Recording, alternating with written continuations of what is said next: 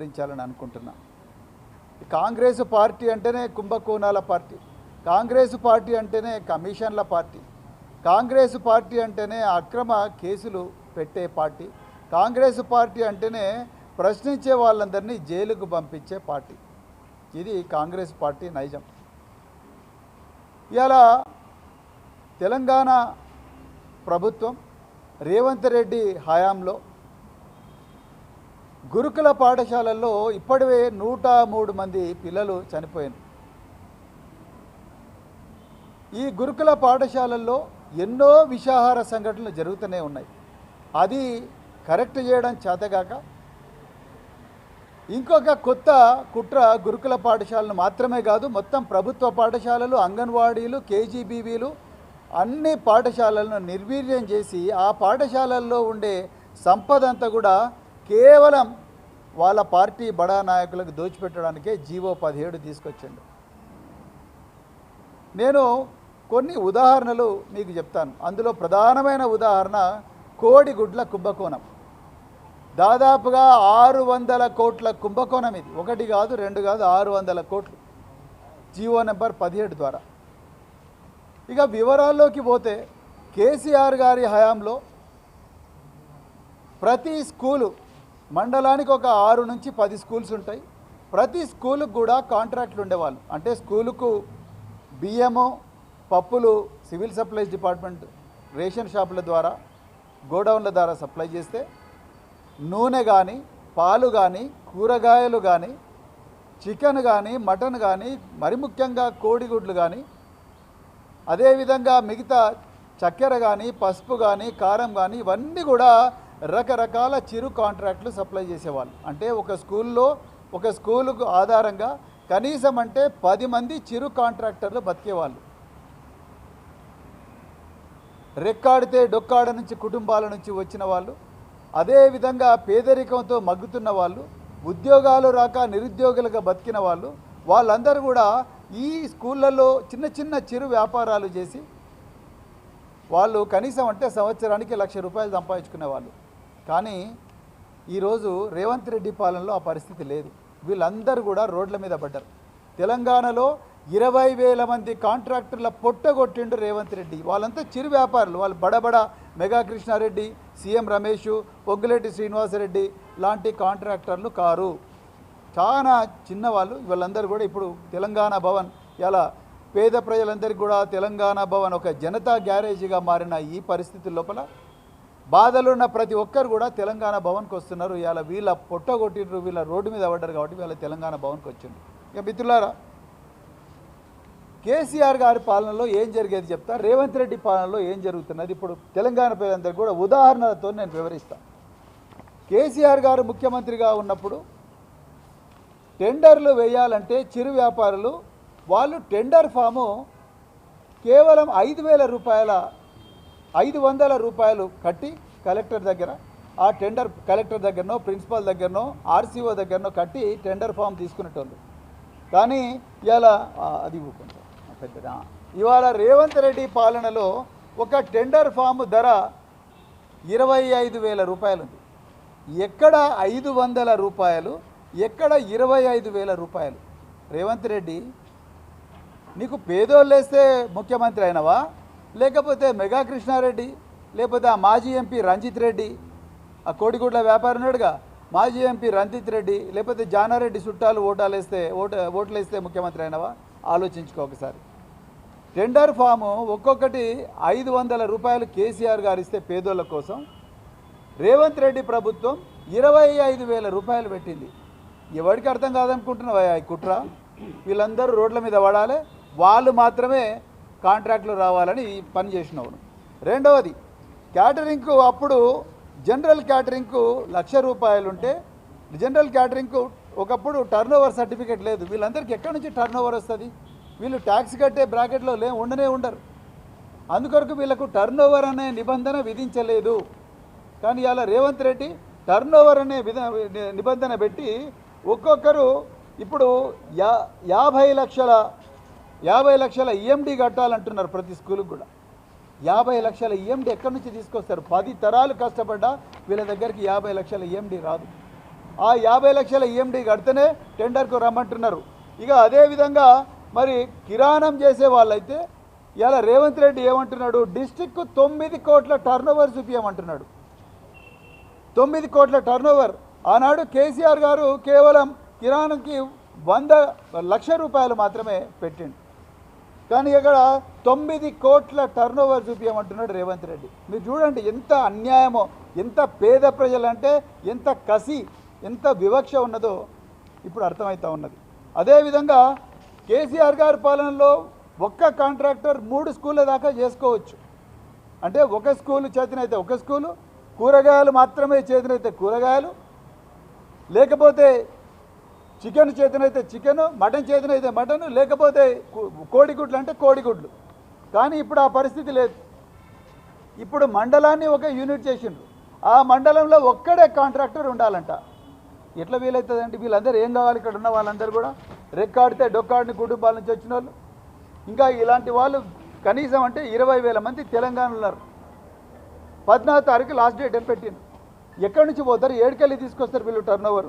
అదేవిధంగా ఒకప్పుడు సొసైటీలలో కూరగాయలకు 30,000 రూపాయలు మాత్రమే టర్నోవర్ చూపించాలని ఈఎండి పెట్టమని అన్నవాళ్ళు 30,000 రూపాయలు.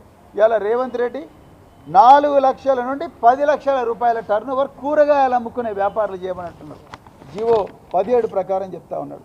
అదేవిధంగా మటన్కు 30,000 మాత్రమే ఈఎండి పెట్టమన్నారు. ఈఎండి అంటే డిపాజిట్. కేసీఆర్ గారు వీళ్ళెంత పెట్టమంటున్నారు? 75,000 పెట్టమంటున్నారు మటన్. చికెన్కు మటన్కు 75,000 పెట్టమంటున్నారు. అదేవిధంగా ఇంకో గొప్ప విషయం, కేసీఆర్ గారు ఎస్సీ ఎస్టీలకు 40% రాయితీ, 40% ఈఎండిలో రాయితీ ఇచ్చిండు. కానీ అలా రేవంత్ రెడ్డి ఆ రాయితీని తీసేసిండు. మల్లికార్జున ఖర్గే నిద్రపోతున్నావా స్వామి నువ్వు? ఇక్కడ ఎస్సీ ఎస్టీ వర్గానికి చెందిన వాళ్ళు 5 మంత్రులను పెట్టినా అన్నాడు రేవంత్ రెడ్డి. మేము 5 మందిని మంత్రులను చేసినాం. 4 మంత్రులు, ఒక స్పీకర్ ఎస్సీ వర్గానికే చెందిన వాడైనా. డిప్యూటీ సీఎం ఎస్సీని అంటున్నాడు, దామోదర్ రాజనరసింహ ఎస్సీ అంటున్నాడు, వివేకానంద్ ఎస్సీ అంటున్నాడు. అదేవిధంగా ఇంకా సీతక్క ఎస్టీ అంటూ ఉన్నారు. అదేవిధంగా లక్ష్మణ్ కుమార్ ఎస్సీ అంటూ ఉన్నారు. కానీ ఇలా ఈ 1,000 కోట్ల రూపాయల కాంట్రాక్టుల్లో ఎస్సీ ఎస్టీలకు దౌర్జన్యంగా రాయితీ తీసేసిండ్రు. మన నిద్రపోతున్నారు 5 మంది. ఎక్కడ పోయిండు గౌరవ స్పీకర్ గారు? ఎక్కడ పోయిండు 4 మంత్రులు? ఎక్కడ పోయిండు డిప్యూటీ సీఎం? బంగ్లాలు ఉంటున్నాడు కదా. ఆ బంగ్లా ప్రజాభవనిగో ప్రజలందరూ ఇక్కడ ఉన్నారు, నువ్వు మాత్రం బంగ్లాలు ఉన్నావు. అది జరుగుతున్నది ఇక్కడ స్టోరీ. నువ్వు మాత్రం బంగ్లాలో సుఖంగా ఉన్నావు. ప్రజలందరూ కూడా నీకు ఓట్లు వేసిన ప్రజలు రోడ్ల మీద పడ్డారు. వీళ్లకు రాయితీ తీసేసిండు. ఎక్కడ పోయింది మీ చేవేళ్ళ డిక్లరేషన్? చేవేళ్ళ డిక్లరేషన్లో మల్లికార్జున ఖర్గే ఏం చెప్పిండు? ఎస్సీ ఎస్టీలకు అన్ని కాంట్రాక్టుల్లో 20%, 25% రిజర్వేషన్ ఇస్తున్నావు. నీ రిజర్వేషన్ ఎక్కడ పోయిందో కానీ ఇప్పుడు వాళ్ళ నోటికాడ కూడు తీసేసినావు రేవంత్ రెడ్డి. చేవేళ్ళ సాక్షిగా నోటికాడ కూడు తీసేసినావు. అదేవిధంగా సెక్యూరిటీ డిపాజిట్, అప్పుడు కేసీఆర్ గారి పాలనలో సెక్యూరిటీ డిపాజిట్ లేదు. కానీ ఇప్పుడు సెక్యూరిటీ డిపాజిట్ కూడా పెట్టమంటున్నారు. ఇక కోడిగుడ్లదైతే ఈ దేశ చరిత్రలోనే పెద్ద కుంభకోణం ఈ రేవంత్ రెడ్డి ప్రభుత్వ కోడిగుడ్ల కుంభకోణం. కేసీఆర్ గారి పాలనలో ఒక కోడిగుడ్డు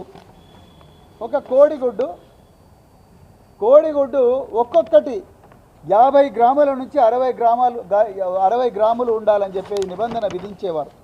అదేవిధంగా ఈ కోడిగుడ్డు రేటు మార్కెట్ రేటుకు 30 పైసలు ఎక్కువ ఇచ్చేవాళ్ళు. మార్కెట్లో 5 రూపాయలు ఉంటే ఒక గుడ్డు 5 రూపాయల 30 పైసలు, లేకపోతే 40 పైసలు. అదేవిధంగా సగటున ఒక్కొక్క గుడ్డు విలువ 5 నుంచి 5 రూపాయల నుంచి 5 రూపాయల 50 పైసలు, అంటే 5.5 రూపాయల వరకు ఉండేది. కానీ రేవంత్ రెడ్డి ఏం చేసిండారు? కానీ ఇది అందరు వినాలి తెలంగాణ ప్రజలు. ఈయన ఒక గుడ్డుకు ఫ్లాట్ రేట్ నిర్ణయించిండు. ఎంత? ఒక్కొక్క గుడ్డు విలువ 7 రూపాయలు, 6 రూపాయల 90 పైసల నుంచి 7 రూపాయలు నిర్ణయించిండు. ఇక్కడనే తిరకాసున్నది. మీరు అనుకోవచ్చు అబ్బా రేటు పెంచిండు కదా ఇంకేది వీళ్ళందరికీ న్యాయం జరుగుతుందని. కాదు, ఇక్కడ ఏం చేసిండయా అంటే ఈయన తెలివిగా గుడ్డు రేటు పెంచి ఈ టెండర్లో పాల్గొవాలంటే కమ్సే కమ్ 3 కోట్ల టర్నోవర్ చూపించండి అన్నాడు. కేసీఆర్ గారి టర్నోవర్ నిబంధన పెట్టలేదు. 3 కోట్ల టర్నోవర్ చూపించండి, మీకు పౌల్ట్రీ ఫామ్ ఉండాలి, మీకు అగ్మార్క్ గ్రేడింగ్ ఉండాలి అంటున్నాడు. ఎక్కడి నుంచి వస్తాయండి వీళ్ళకి అగ్మార్క్ గ్రేడింగు? వీళ్ళకు 3 కోట్ల టర్నోవర్ ఏడికెళ్ళి వస్తుంది? అంటే నువ్వు ముందర చికెన్ ఫ్రై చేసి చెట్టుకు కట్టేసినావు, తినండి అంటున్నావు, కానీ కాళ్ళు చేతులు 2 కట్టేసినావు, మూతికేమో ప్లాస్టర్ వేసినావు. ఎట్లా వీలవుతుందండి? గుడ్డు, ఈ మొత్తం గుడ్ల విలువ ఎంత అంటే జిల్లాకు 20 కోట్లు, 33 జిల్లాలు, జిల్లాకి 20 కోట్లు, 660 కోట్ల రూపాయల కుంభకోణం కేవలం వాళ్ళ పార్టీ నాయకులు. నల్గొండ జిల్లాలో జానారెడ్డి బినామీలో, లేకపోతే రంగారెడ్డిలో రేవంత్ రెడ్డి బినామీలో, వీళ్ళందరూ పౌల్ట్రీ ఫార్మర్స్, వీళ్ళకు లక్షల కోళ్ళున్న పౌల్ట్రీ ఫార్మ్స్ ఉన్నాయి. సో వీళ్ళందరి చేతులకే వాళ్ళు 3 కోట్ల టర్నోవర్ అంటే ఏడికెళ్ళి వస్తుంది? ఎవరు ఇస్తారు 3 కోట్ల టర్నోవర్? వీళ్ళకి ఎక్కడి నుంచి తీసుకొస్తారు వీళ్ళు 3 కోట్లు, 4 కోట్లు, 5 కోట్లు, 6 కోట్లు? అది పరిస్థితి. అదేవిధంగా వీళ్ళు సప్లై చేయాలంటే సాయంత్రం 4 గంటల నుంచి 6 గంటల మధ్యలో సప్లై చేయాలంట. అదేం కొత్త రూలు? కేసీఆర్ గారి పాలనలో ఉదయం 6 గంటల నుంచి సాయంత్రం 6 గంటల వరకు ఎప్పుడైనా సప్లై చేయొచ్చు కదా, కానీ వీళ్ళు 4 గంటల నుంచి 6 గంటల మధ్యలోనే సప్లై చేయాలంట. సో ఆ విధంగా ఇంకా బిల్స్ అయితే కేసీఆర్ గారి పాలనలో ప్రతి 2 నెలలకు ఒకసారి కరెక్ట్గా బిల్స్ వీళ్ళ అకౌంట్లలో పడేటి. కానీ ఈరోజు రేవంత్ రెడ్డి పాలనలో ఇప్పటి వరకు కూడా వీళ్ళకు బిల్స్ రాలే. దాదాపు 4 నెలలు అయింది, ఇప్పటి వరకు కూడా బిల్స్ రాలే. గ్రీన్ ఛానల్ అన్నాడు, గ్రీన్ ఛానల్ ఆయనకు పెట్టుకున్నాడు. గ్రీన్ ఛానల్ ఆయనకు, ఆయన కుటుంబ సభ్యులకు, మెగా కృష్ణారెడ్డికి, పొంగులేటి శ్రీనివాసరెడ్డికి, ఇప్పుడు కొత్తగా ఇంకొకటి వచ్చిండు సీఎం రమేష్, ఆంధ్రప్రదేశ్ నుంచి ఒక కాంట్రాక్టర్ వచ్చిండు. వీళ్ళందరికీ గ్రీన్ ఛానల్ పెట్టుకొని డబ్బులు ఇస్తా పోతా ఉన్నాడు. వీళ్ళ నోట్లో మాత్రం మట్టి కొట్టిండు రేవంత్ రెడ్డి. ఇలా ఒక గుడ్డు విలువ 7 రూపాయలు నిర్ణయిస్తే నువ్వు డైట్ ఛార్జీలు 40 రూపాయలకు పెంచినావు. 40 రూపాయల 7 రూపాయలు గుడ్డుకే పోతే 33 రూపాయల వాళ్ళ పిల్లలు ఏం తింటారు? ఎప్పుడైనా ఆలోచించినావా? అది కూడా పోనీ 7 రూపాయలు ఇచ్చినావు. 7 రూపాయలు ఇచ్చినప్పుడు పేదోళ్ళకి ఇవ్వాలిగా ఆపర్చునిటీ.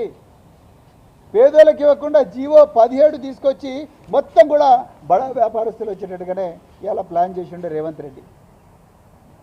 అదేవిధంగా మరి అసిస్టెంట్ కేర్టేకర్లు తీసేసిండు. అసిస్టెంట్ కేర్టేకర్లు ఉంటే ఈ కాంట్రాక్టర్లు ఎలాంటి కార్యక్రమాలు చేస్తున్నారు, ఎలాంటి క్వాలిటీ విషయాలు తీసుకొస్తూ ఉన్నారు, ఎలాంటి క్వాలిటీ వస్తువులు తీసుకొస్తూ ఉన్నారు, చెడిపోయిన వస్తువులు ఉంటే వెనక్కి పంపించడానికి, పర్యవేక్షించడానికి అసిస్టెంట్ కేర్టేకర్ ఉండేవాడు.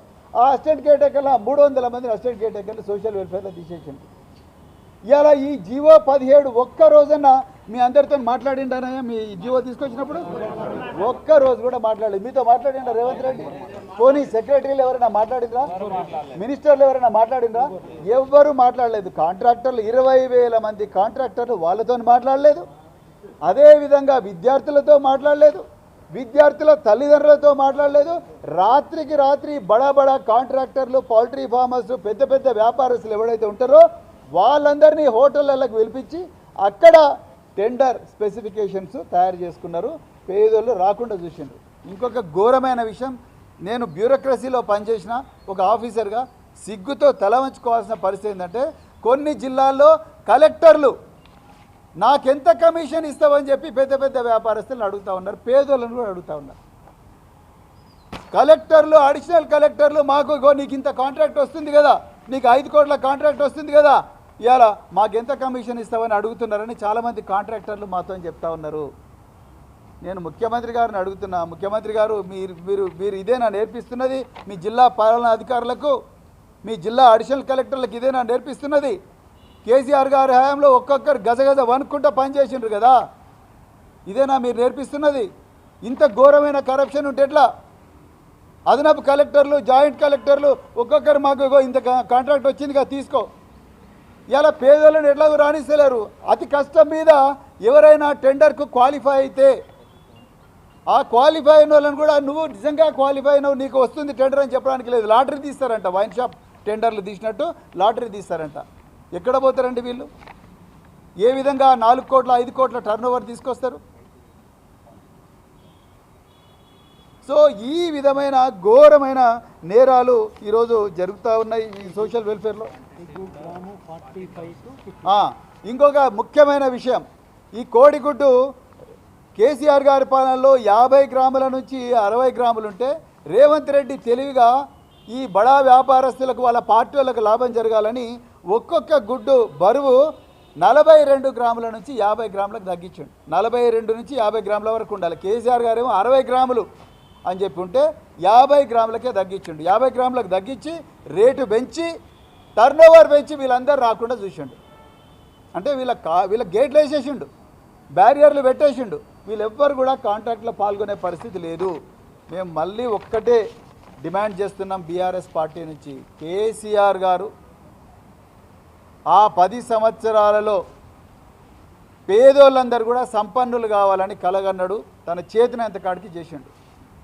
రేవంత్ రెడ్డి ధనవంతులు మరింత ధనవంతులు కావాలని పేదోళ్ళ పొట్ట కొడతా ఉన్నాడు, పిల్లల పొట్ట కొడతా ఉన్నాడు. 103 మంది పిల్లలు చచ్చిపోయినారు. ఎన్నో విషాహార సంఘటనలు. తల్లిదండ్రులను స్కూళ్ళకి రాణిస్తలేదు. ఈ ఘోరాలు, ఈ నేరాలు, ఈ దొంగతనాలన్నీ తెలుస్తాయని అధికారులేమో ఏసీ రూమ్లలో కూర్చొని బడా కాంట్రాక్టర్లతో మిలాఖతై వాళ్ళ దగ్గర నుంచి కమిషన్లు తీసుకుంటా వీళ్ళందరినీ కూడా ఎవరిని రానివ్వడం లేదు. ఇది కోడిగుడ్ల కుంభకోణం ఎక్కడే కాదు, కూరగాయల కుంభకోణం నడుస్తూ ఉన్నది. రేపు మటన్ చికెన్ కుంభకోణం కూడా కాబోతున్నది. అదేవిధంగా కిరాణా సరుకుల కుంభకోణం కూడా కాబోతున్నది. ఈ కుంభకోణ ప్రభుత్వాన్ని గద్దెదించాలని చెప్పి తెలంగాణ ప్రజలను మేము రిక్వెస్ట్ చేస్తూ ఉన్నాం. మేము తప్పకుండా అన్ని జిల్లా కలెక్టరేట్ల దగ్గర కూడా తప్పకుండా ధర్నాలు జరుపుతాం. ఈ జీవో నెంబర్ 17ను అర్జెంటుగా రద్దు చేసుకోవాల్సిందే. ఇది పెద్ద పెద్ద కాంట్రాక్టర్లు, పెద్ద పెద్ద పౌల్ట్రీ ఫార్మర్స్ ఎవరైతే ఉన్నారో, ఈ పౌల్ట్రీ ఫార్మర్స్ లేకపోతే పెద్ద పెద్ద బడా వ్యాపారస్తులు, కాంగ్రెస్ బడా నాయకుల బినామీలు ఎవరైతే ఉన్నారో వాళ్ళందరికీ లాభం కలిగించే జీవో 17 ఏదైతే ఉందో దాన్ని అర్జెంటుగా రద్దు చేసుకోవాలి. లేకపోతే మాత్రం స్కూళ్ళల్లో సరుకులు పోవు, విద్యార్థులు ఇబ్బంది పడతారు. రేపొద్దున పాలన అస్తవ్యస్తమవుతుంది. రేవంత్ రెడ్డి దయచేసి గుర్తుపెట్టుకో. మేము న్యాయ వ్యవస్థ దగ్గర కూడా పోతాం. మేము న్యాయ వ్యవస్థను కూడా చేతులు జోడించి కోరుకుంటున్నాం. దయచేసి మీరు పేదల పక్షం ఉండండి. వీళ్ళకు వాళ్ళు టెండర్ ఫామ్లు, గైడ్లైన్స్ అన్నీ కూడా ఇంగ్లీష్లో పెట్టినరు. వీళ్ళకి ఆ ఇంగ్లీషు రాదు. వీళ్ళందరూ కూడా పెద్ద ఎత్తున ఇంగ్లీష్లో పెట్టినరు. ఆన్లైన్ అది ఇది అని చెప్పి పెడతా ఉన్నారు. వాళ్ళకి అవి ఏమీ తెలియవు. 45 పేజీల గైడ్లైన్స్ ఇచ్చిండ్రు. వీళ్ళు ఎవ్వరు కూడా పెద్దగా చదువుకోలేదు. తెలంగాణలో గత ఆంధ్ర పాలకులు ఆనాటి ఉమ్మడి రాష్ట్రంలో తెలంగాణ పూర్తిగా విద్యా వ్యవస్థ నాశనమైంది. వీళ్ళెవ్వరు కూడా చదువుకోలేదు. ఇలాంటి వాళ్ళకు 45 పేజీలు ఇంగ్లీష్లో ఇచ్చి ఇది మీరు చదువుకొని రండి లేకపోతే క్వాలిఫై గారు అని చెప్తే వీళ్ళెవరు చదువుకోలేదు. న్యాయ వ్యవస్థను మళ్ళీ చేతులు జోడించి నేను న్యాయ వ్యవస్థను కోరుతా ఉన్నా. దయచేసి మీరు పేదల పక్షంగా ఉండండి. వీళ్ళకి అన్యాయం జరుగుతూ ఉన్నది. రాజ్యాంగంలో ఆర్టికల్ 14 అందరికీ సమానత్వ హక్కు ఇచ్చింది. పేదోళ్ళకు ఒక న్యాయం, కోళ్ళ ఫామ్లు ఉన్న బడా బడా వ్యాపారస్తులకు ఇంకొక న్యాయం కాదు. పొంగులేటి శ్రీనివాసరెడ్డికి ఒక న్యాయం, ఇక్కడ గ్రామీణ ప్రాంతాల్లో పేద వర్గాలకు ఇంకొక న్యాయం కాదు. మెగా కృష్ణారెడ్డికి ఒక న్యాయం, సీఎం రమేష్కి ఒక న్యాయం. మరి గ్రామీణ ప్రాంతాల్లో చికెన్ మటన్ అమ్ముకునే వ్యాపారస్తులకు ఇంకో న్యాయం ఉండకూడదు. అందుకొరకే దయచేసి మేము న్యాయ వ్యవస్థను కూడా కోరుతున్నాం. మేము తప్పకుండా న్యాయ వ్యవస్థను కూడా జీవో 17 రద్దు చేయాలని చెప్పి కోరుతాం. అదేవిధంగా పెద్ద ఎత్తున బీఆర్ఎస్ పార్టీ 20,000 మంది పేద చిరు వ్యాపారులు, కాంట్రాక్టర్లు, విద్యార్థులు ఎవరైతే ఉన్నారో వాళ్ళందరి తరపున మేము ఉద్యమిస్తామని చెప్తూ మరొక్కసారి తెలంగాణ ప్రజలందరూ కూడా గుర్తుపెట్టుకోవాలి, కేసీఆర్ గారి పాలనలో పేదలను సంపన్నులను చేసే ప్రయత్నం జరిగింది. కానీ ఈరోజు మాత్రం సంపన్నులను మరింత సంపన్నులను చేసి పేదోళ్లను దోచే ప్రయత్నం పట్టపగలే కాంగ్రెస్ పార్టీ చేస్తూ ఉన్నది. దానికి బీజేపీ వంత పాడుతూ ఉన్నది. ఇది తెలంగాణ ప్రజలందరూ కూడా గుర్తించాలని చెప్తూ మరొక్కసారి మీడియా మిత్రులందరికీ కూడా హృదయపూర్వక ధన్యవాదాలు ఈ అందరి తరఫున చెప్తూ జై తెలంగాణ, జై కేసీఆర్. అన్ని రకాల అన్ని డిపార్ట్మెంట్స్లో వేల కోట్ల రూపాయల కాంట్రాక్టులు కేవలం కొందరు కాంట్రాక్టర్లకు మాత్రమే ఇచ్చే ప్రయత్నం జరుగుతూ ఉన్నది. ఇదే మేము ఖండిస్తున్నాం. అప్పుడు అట్లా జరగలేదు. ప్రతి స్కూల్లో బేస్ మీద కనీసం అంటే 10 నుంచి 20 మంది కాంట్రాక్టర్లు బతికే